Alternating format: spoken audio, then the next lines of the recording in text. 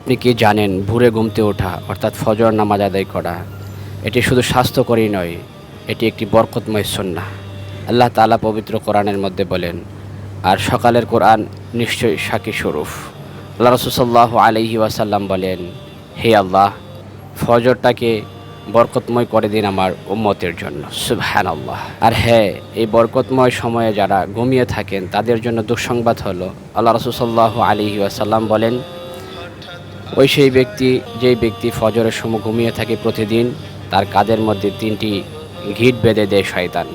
সে যখন ঘুমতে ওঠে এবং আল্লাহর নাম অনুসরণ করে তখন প্রথম গিঁট আল্লাহ তাআলা খুলে দেন, এবং সে যখন উজু করতে যায় তখন তার দ্বিতীয় গিঁট খুলে দেওয়া হয়।